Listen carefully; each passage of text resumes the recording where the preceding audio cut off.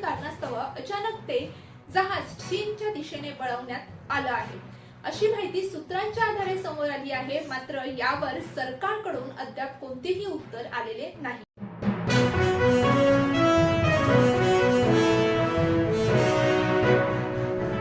तर विरोधकांना लढायचं असेल तर त्यांनी लढावं।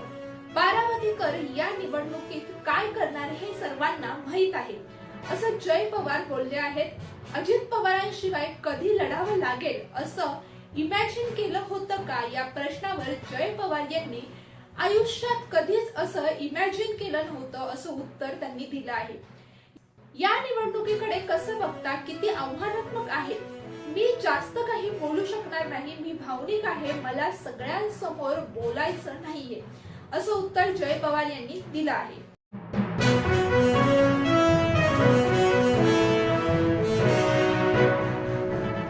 बारामती विधानसभा पोटनिवडणुकीसाठी उद्धव ठाकरे यांचा सुनेत्रा पवार यांना पाठिंबा।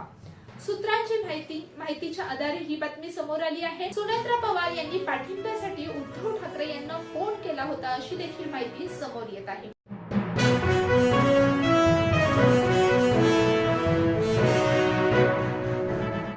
पोटनिवडणूक लढवण्यावर काँग्रेस ठाम। काँग्रेसचे प्रदेशाध्यक्ष हर्षवर्धन सकपाळ यांचं वक्तव्य, तसेच उद्या दुपारपर्यंत उमेदवारी जाहीर करू, हर्षवर्धन सकपाळ यांची माहिती।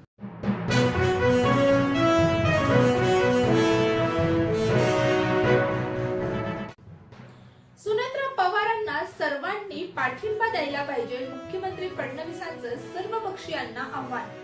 बारामती पोटनिवडणूक बिनविरोध झाल्यास महाराष्ट्राच्या राजकीय संस्कृतीला साजेसे असेल अशी सीएम फडणवीसांची प्रतिक्रिया।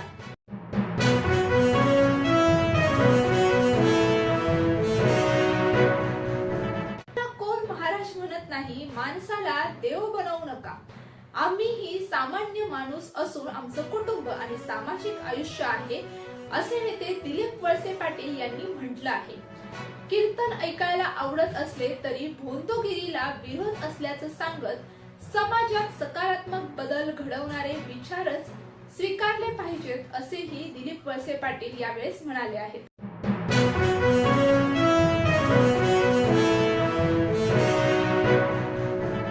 गोंदिया जिल्ह्यात तापमान वाढीची शक्यता आहे। जिल्ह्यात 38 ते 39 अंश तापमान असेल। पुढील महिन्यात उष्णतेचा जोर हा वाढणार आहे।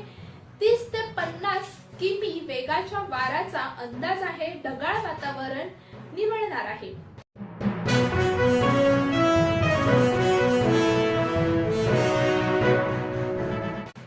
IPL 2024 स्पर्धेतील 8व्या सामन्यात मुंबई इंडियन्स आणि दिल्ली कॅपिटल्स हे संघ आमने सामने आले आहेत। या सामन्यात एक मोठा बदल मुंबई इंडियन्सने केला आहे।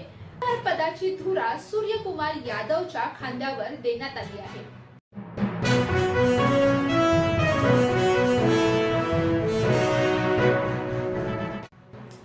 आता स्वयंपाकासाठी LPG गॅस, PNG ची काळजी करण्याची गरज उरणार नाही। पृथ्वीवरच प्रयोगशाळेत कृत्रिम सूर्य करण्यात येत आहे। त्यामुळे देशाची ऊर्जेची गरज भागवली जाईल आणि ऊर्जा संकटावर मात करण्यात येईल।